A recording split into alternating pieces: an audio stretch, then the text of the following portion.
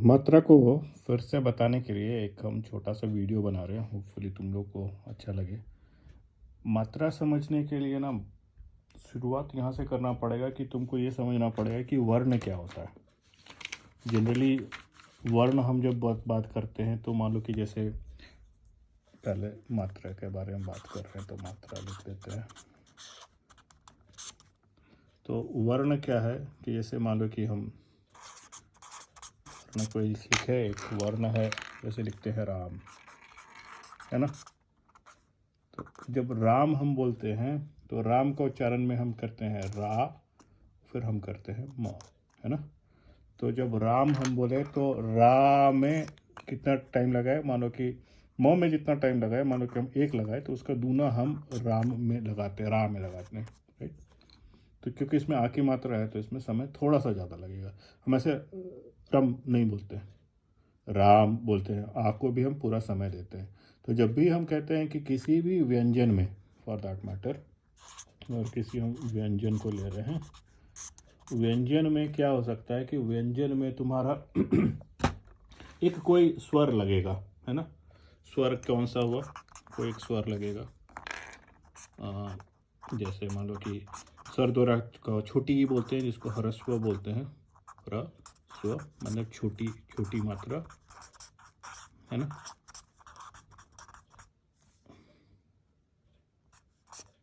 Recording और दोनों साथ में थोड़ा सा दिक्कत हो रहा है, थोड़ा सा देख लेना। और या फिर हम इसको बोलते हैं दीर्घ, यानी बड़ी मात्रा, बड़ी मात्रा, राइट। तो अगर हम व्यंजन का सिर्फ बात करें कि अगर एक व्यंजन को हम दे रहे हैं, उसमें एक स्वर लगा रहे हैं, ह्रस्व या दीर्घ लगा रहे हैं, तो वो क्या बन जाएगा, एक वर्ण बन जाएगा, ठीक है। शुद्ध स्वर भी वर्ण हो सकता है। शुद्ध स्वर में क्या क्या हो सकता है, ओ हो सकता है, आ हो सकता है, और इस तरह से अंग अहता ये चलेगा, है ना, ये चल सकता है। अब तुमको ये देखना होगा कि मात्रा में तुम्हारा मतलब दूना समय लगाओगे या सिंगल समय लगाओगे। इसके अलावा तीसरा पॉइंट नहीं रहता है जब हम छंद की बात करते हैं। एक और तीसरा तरह का होता है, लेकिन हम उसके बारे में नहीं जाएंगे, वो ज़्यादा टेक्निकल हो जाएगा। तो हमको कितना समय बिताना उस स्वर के उच्चारण के लिए। तो जैसे रा में रा को हम कितना देर बोलेंगे और म को कितना देर बोलेंगे, अगर ये बात तुमको क्लियर हो जाता है तो तुमको मात्रा तुमको समझ में आ जाएगा। तो अभी क्या होता है कि सबसे पहले कुछ स्टैंडर्ड हम लोगों का रूल है। उस रूल को अगर तुम समझ लोगे तो तुम समझो कि मात्रा समझ लिए कि अब मात्रा में उसके बाद हमको कोई दिक्कत नहीं होगा। रूल क्या कहता है कि मान लो कि अगर कोई में किसी में भी छोटी ई की मात्रा लगी हुई है, छोटे हर्ष लगा हुआ है, जिस किसी में भी अगर हर्ष लगा हुआ रहेगा ना, हर्ष अगर स्वर है, हर्ष स्वर के साथ कोई व्यंजन होता है तो वो क्या होगा, वो उसको लघु बोलेंगे, या लघु माने छोटा, ठीक है। तो हर्ष स्वर कौन कौन सा हो जाता, हर्ष स्वर जैसे हो गया ई, छोटी ई की मात्रा, है ना। फिर छोटा ऊ की मात्रा, है ना। और ए की मात्रा, ये सब छोटा हो गया, हर्ष हो गया, राइट।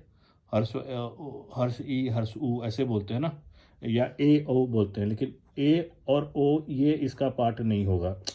तो हम सिर्फ छोटी ई और छोटी ई और इसका मात्रा को हम लेकर चलेंगे फॉर द टाइम भी, कि ये हर्ष स्वर हुआ और इसके साथ एक व्यंजन लगे। जैसे मान लो कि हम लिखते हैं मिठाई, मीठा ई लिखे, मिठाई। तो मिठाई में हम क्या हो गया, म में छोटा ये हर्ष लगा हुआ, तो ये अगर याद होगा क्लास में हम लोग को बोलते थे कि वो लिखो, क्या कहते हैं कि इमला लिखो, या जिसको हम बोलते थे श्रुति लेख, याद है, श्रुति लेख बोलते थे क्लास में, टीचर लिखवाते थे हम लोगों को। तो श्रुति लेख मतलब कि जैसा सुनो वैसा लिखो। तो श्रुति लेख में अगर हम मिठाई, टीचर बोले मिठाई बोलते थे या मिठाई बोलते थे, जब देखते हैं कि छोटा समय लग रहा है तो उसमें छोटी ई की मात्रा होगी। ठा है तो डेफिनेटली आ की मात्रा है, और ये डेफिनेटली बड़ी ई की मात्रा है। तो इसमें क्या देख रहे हो कि अलग अलग मात्रा सब लग रहा है। तो ये कौन सी मात्रा होगी, क्योंकि छोटा सा लगा है तो मिठाई होगा लोगो, तो इसको अगर हम कम समय बोलते हैं उसको एक बोलेंगे। अब यहाँ जहाँ दो बोलते हैं ना, दो के बदले देखो एस वर्ड यूज होता है, एस वर्ड यूज होता है। तो ये लघु के लिए अगर हम लघु लिखेंगे तो लघु के लिए ये साइन है और दीर्घ के लिए, दीर्घ मात्रा के लिए ऐसा साइन लेते हैं, 2 नहीं लिखते हैं। जो अति दीर्घ होता है उसके लिए 3 लिखते हैं, लेकिन अभी हम उसको ज़रूरत नहीं है, ये ऐसा साइन देते हैं, लेकिन अभी इसका हम यूज़ नहीं करेंगे। हम सिर्फ इस दोनों के लिए करेंगे कि छंद में यही 2 मात्रा ज़रूरत होती है। ये अगर तुम समझ लोगे ना तो समझो कि तुम्हारा काम हो गया। तो अभी जैसे मिठाई है, तो मिठाई में तुम्हारा क्या लिखना होता है, मी में छोटी मात्रा, ठा में चूंकि आकार है तो आकार बड़ी मात्रा है, और ई। तो देखो इसका तुमने मात्रा निकाल दिया। मिठाई में क्या हो गया, ये देखो इसका मात्रा हो गया 1 लघु और 2 दीर्घ मात्रा, मतलब 1 छोटी मात्रा 2 बड़ी मात्रा। अब तुम इसको तुम बोलोगी, जब पाठ्यांतरण करोगी तो तुम अगर मान लो तुम क्लास में किसी को श्रुति लेख लिखने के लिए बोल रही हो, तो मिठाई को मिठाई ऐसे तो नहीं बोलोगे ना, मिठाई बोलोगी, ताकि आ भी उसमें स्पष्ट सुनाई दे और बड़ी ई भी सुनाई दे। बड़ी ई और छोटी ई का अंतर तुमको उच्चारण से ही निकालना पड़ेगा। तो मिठाई या मिठाई, है ना। तो मिठाई तो नहीं बोलते हम लोग, मिठाई बोलते हैं। तो हम अ के लिए भी अपना मतलब हमारे बोलने में वो समय हम लगाते हैं। तो वही चीज़ समझना है। तो अगर कोई भी तुम जब पाठ करोगे, पाठ के लिए हम क्यों जोर दे रहे हैं, क्योंकि संस्कृत, बोलने का संस्कृत और पढ़ने का संस्कृत अलग है। बोलने का संस्कृत पे हम लोग बाद में काम करेंगे। पढ़ना अगर संस्कृत सीख लोगे ना तो तुम्हारा कॉन्फिडेंस अपने आप बिल्डअप हो जाएगा। और जो नॉर्मल घर में भी पाठ करते हो, क्योंकि पाठ तो सब कुछ कुछ करते हैं, तो उस पाठ को करने में तुमको आसानी होगा। और पाठ तुम ऐसा नहीं करोगे कि कुछ भी मिठाई लिखा हुआ तो मिठाई पढ़ लिए। संस्कृत में लिखा है, इसका मतलब ये नहीं कि तुम उसको गलत पढ़ो ना। तो सही पढ़ने के लिए हमको मतलब मात्रा और का ज्ञान होना बहुत ज़रूरी है। और मात्रा भी क्या है कि मात्रा, अब क्या होता है कि जब मात्रा को अगर तुम एक, कहते हैं कि मात्रा का अगर तुम एक नियम से तुम मात्रा लगाते हो, तो उस नियम को हम एक नाम दे देते हैं जिसको हम बोलते हैं छंद। तो छंद बहुत तरीके के होते हैं। जो हम अभी कर रहे हैं वो अनुष्टुप छंद है। इसके अलावा अनुष्टुप छंद का क्या प्रकृति होता है कि अनुष्टुप छंद में कहते हैं कि एक लाइन में 2 चरण होते हैं। चरण 2 हो गए, यहाँ भी 2 चरण हो गए। तो ये एक लाइन को हम क्या बोलें, एक पद हो गया, इसमें 2 चरण हो गए। उस चरण के अंदर में हम क्या कहते हैं कि फिर 2 लघु चरण होते हैं, जिसको गण भी बोल सकते हैं, या 4 वर्ण का वो हो सकता है। ठीक है, तो यहाँ पे वर्ण कुछ भी हो सकता है, मतलब वर्ण 4 हो गए इसके अंदर में, इसके अंदर भी वर्ण 4 हो गए। ये अगर तुम समझ लेते हो तो ये अनुष्टुप छंद हो गया। क्यों अनुष्टुप छंद ऐसा बना हुआ है, ताकि अगर तुम देखोगे तो ये, इसमें जो अगर तुम काउंट करोगे तो इसमें जो नंबर ऑफ वर्ण होंगे, तो एक में सबसे छोटा इकाई में 4, 4 + 4 ये हो गया तुम्हारा एक चरण। दूसरे चरण में 4 + 4, तो टोटल हो गया तुम्हारा 8 4 8 दूनी 16। इसी तरह दूसरे चरण में भी 4 + 4, ये भी हो गया 16। तो टोटल कितने हो गए इसके, तो हम कहेंगे 32 हो गए, राइट। तो अगर ये 32 तुमको समझ में आता है कि ये 4 + 4 और 4 + 4 32 हो गए, ये 4 + 4 और ये 4 + 4 बनते, पहले चरण में 2 4 4 के वर्ण और दूसरे में 4 4, 16 32 हो गए। इतना समझ लिए तो तुमको ये पढ़ने में आसानी हो गया कि ये अनुष्टुप छंद है। लेकिन अनुष्टुप छंद में भी क्या होता है ना कि छंद का एक अपना पहचान होता है। ठीक है, तो मान लो कि अभी हम मात्रा लगाएंगे तो कौन कौन सा मात्रा का क्या नियम है। तो छंद का मात्रा का अपना नियम है। अगर तुमको याद होगा जो मैंने तुमको वो बोला था, क्या कहते हैं कि तुमने वो वीडियो अगर देख लो तो उसका नोट बना लो। तो मैंने अपना नोट बना कर रखा हुआ है। देखो ये मेरा ना अनुष्टुप छंद के ऊपर मैंने नोट बनाया हुआ है, जिसमें मैंने ये लिखा हुआ है कि ये सबसे मानक प्राचीन छंद है। ऋषि वाल्मीकि ने, मतलब क्रौंच, मतलब जो सारस पक्षी के जोड़े के नर को जब मार दिया था, तो उसके कारण से उनके अंदर से वो निकला, जिसमें उन्होंने कहा कि माँ निषाद प्रतिष्ठाम त्वामग शाश्वती सम यत क्रौंच मिथुनादेक मौधि कामो मोहतम। मतलब जब क्रौंच, ये जब उन्होंने अभिशाप दिया इसका अर्थ मैं बाद में बताऊंगा। लेकिन जब उन्होंने अभिशाप दिया तो ये उनको बहुत ग्लानि हुआ, तो ब्रह्मा जी खुद ही बोले कि प्रकट होके कि ये मेरे से निकला है, और ये बेसिकली एक तरह का छंद है जिसको अनुष्टुप छंद बोलते हैं। और इसमें तुम राम भगवान के लिए, उनके चरित्र व्याख्या के लिए तुम इस छंद का प्रयोग करते हुए तो उनका वो करो, मतलब चरित्र के का वर्णन करो। तो उन्होंने उसके ऊपर में रामायण लिखा। और इसी चीज़ को बाद में दूसरे लोगों ने भी कहा, जिसमें आचार्य क्षमेंद्र का बात कहा था 11वीं शताब्दी में, 9वीं शताब्दी में आचार्य आनंदवर्धन का बात किया था। और बाद में देखो सुमित्रानंदन पंत ने भी इस बात की बात कही कि मतलब पहला होगा वियोगी होगा पहला कवि, आ से निकला होगा गान, निकल कर आंखों से चुपचाप बही होगी कविता अनजान। देखो उस दिन मैंने इनका भेजा था, क्या कहते हैं, निराला जी का मैंने भेजा था, अभी सुमित्रानंद पंत जी का भी देखो। इन लोगों को ये सब पूरा पारंपरिक ज्ञान बहुत ज़्यादा था कि छंद क्या होते हैं, मात्रा क्या होती है, और उसी नियम के हिसाब से उन्होंने काम किया था। इसलिए उनकी कविताएं जब हम पढ़ते हैं तो हमको बहुत अच्छा लगता है। तो इसलिए वो अगर तुम समझ लोगे तो काम, आधा काम आसान हो जाता है।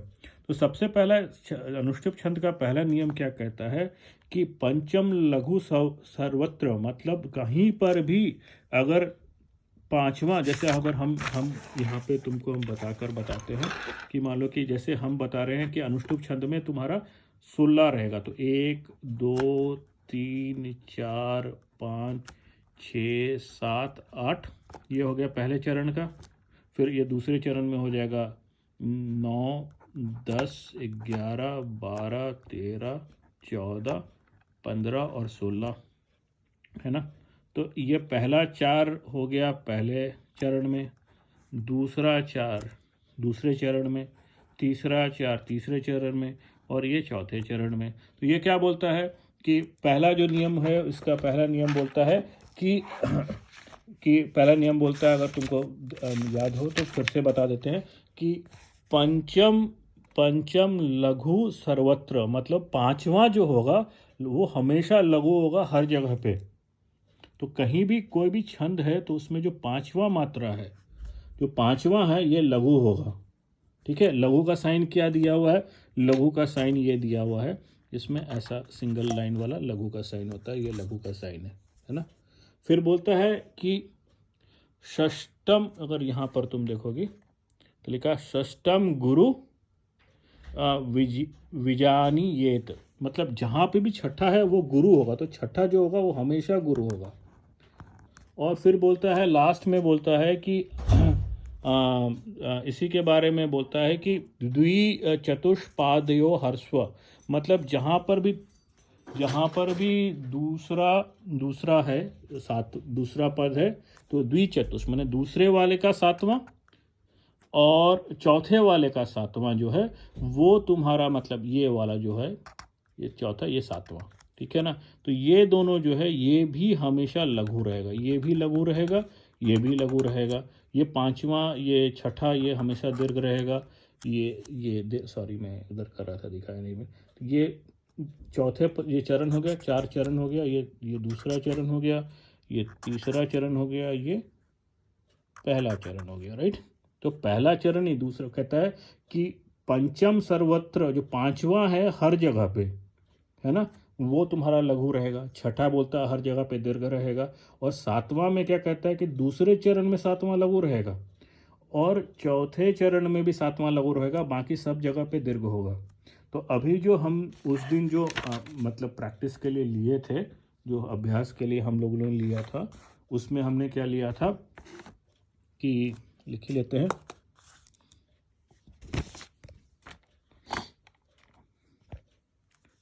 ओके दिखाई दे रहा हो क्योंकि लस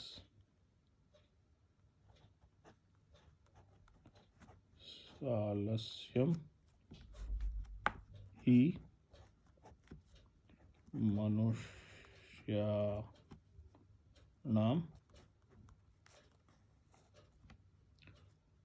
शरीरस्थो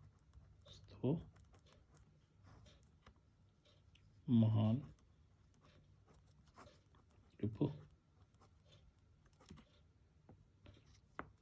ना सत्यु द्यम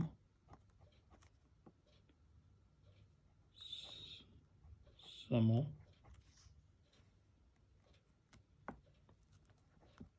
बंधु कृत्वा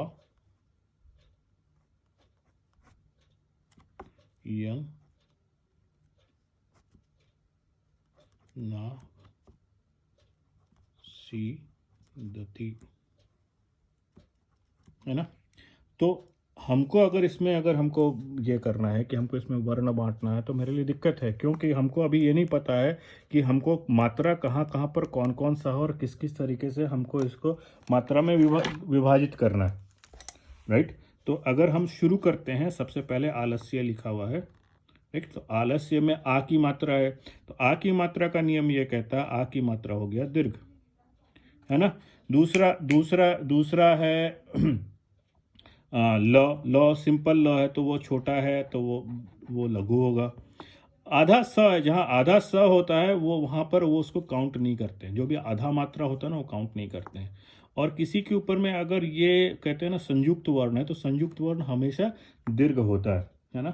तो इसमें क्या होगा कि वो दीर्घ होगा। लेकिन एक नियम और क्या कहता है कि अगर किसी मतलब लघु के आगे, अगर किसी लघु के आगे यहाँ पर आधा मात्रा रहे ना तो वो अपने आप दीर्घ हो जाता। तो ये जो हम इसको लघु लिए थे ना ये दीर्घ हो जाएगा, क्योंकि ये नियम बहुत इंपॉर्टेंट नियम है। इसीलिए ल तो स्मॉल होना चाहिए था, लघु होना चाहिए, लेकिन इसके आगे एक जो है वो एक मतलब पूर्ण व्यंजन है, जिसको पूर्ण व्यंजन शुद्ध व्यंजन बोलेंगे, क्योंकि स जो होगा स को हमको लिखना होगा तो स ऐसे लिखाएगा, तो ये शुद्ध व्यंजन। तो अगर किसी भी व्यंजन के आगे शुद्ध व्यंजन है तो वो अपने में वो दीर्घ हो जाता है। तो आलस्य ही, आलस्यम, अब यहाँ ये अनुस्वार लगा हुआ है तो ये दीर्घ हो जाएगा।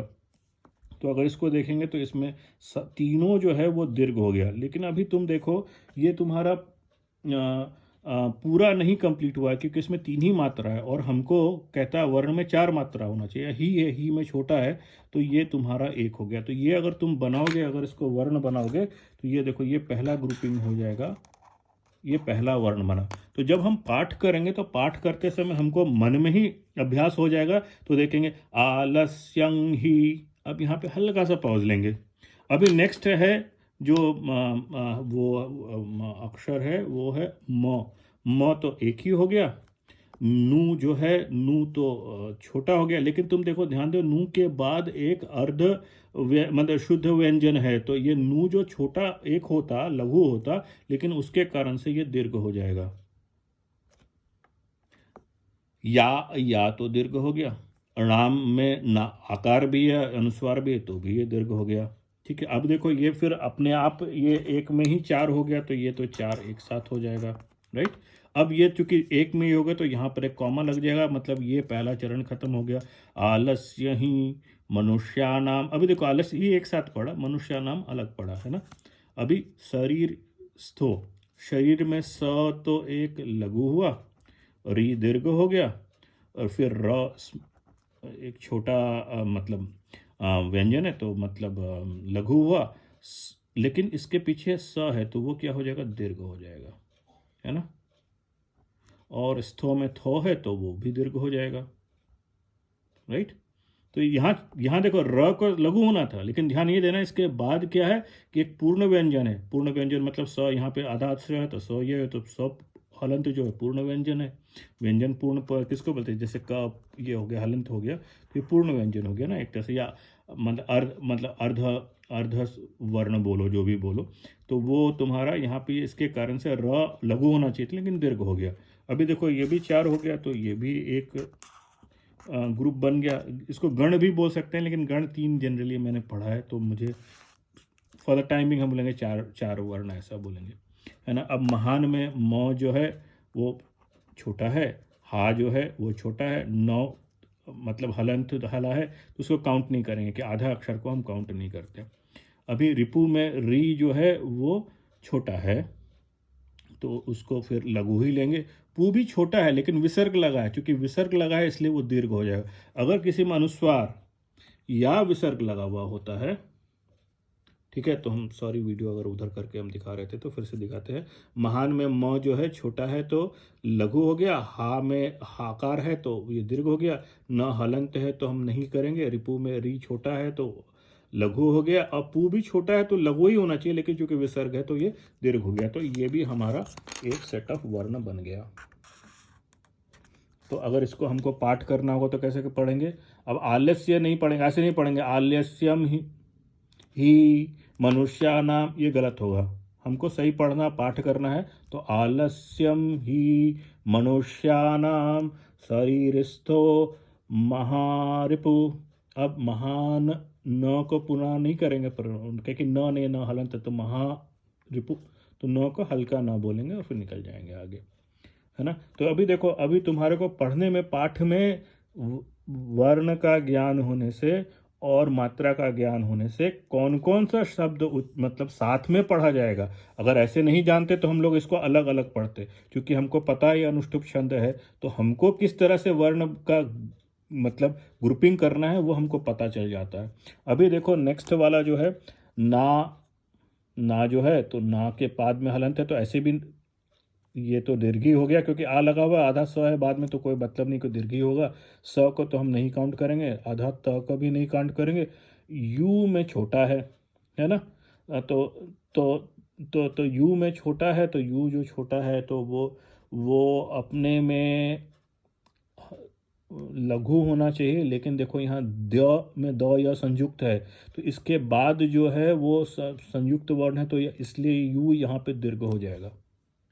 फिर जो द है छोटा है उसमें नहीं होगा, य जो है उसमें आधा य सिर्फ है, क्योंकि उसमें सिर्फ य ही लेंगे तो इसलिए वो लघु होगा। म भी लघु होगा, स भी जो है लघु होगा, म जो है वो दीर्घ होगा।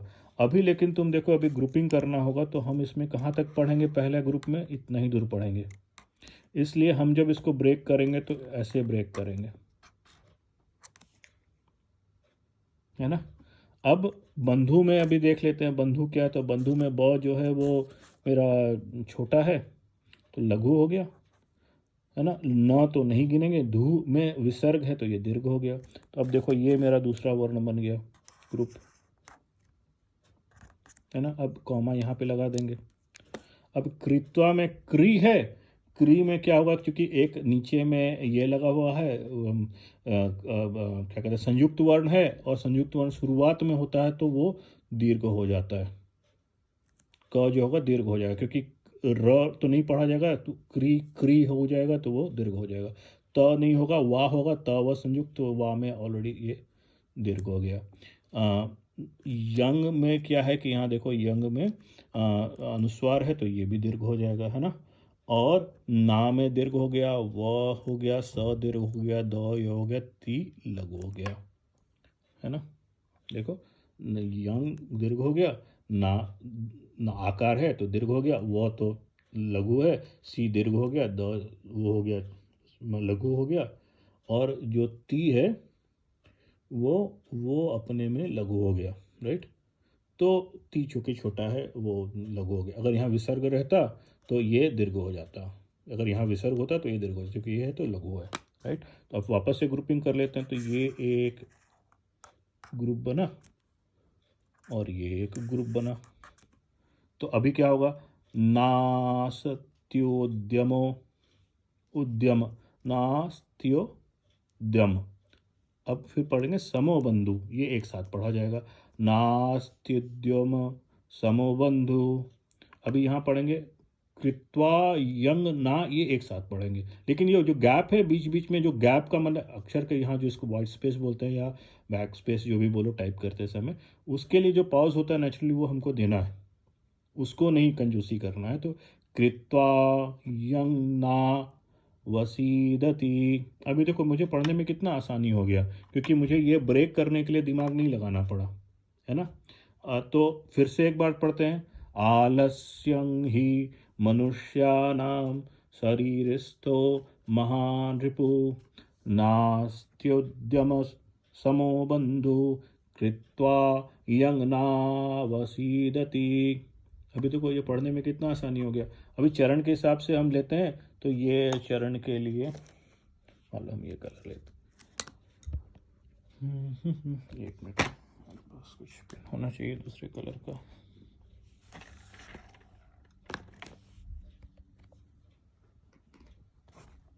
कोई बात नहीं, ये ले लेते हैं, लाल ले लेते हैं। तो ये क्या हो गया, चरण नंबर 1 है ना। ये क्या हो गया, चरण नंबर 2।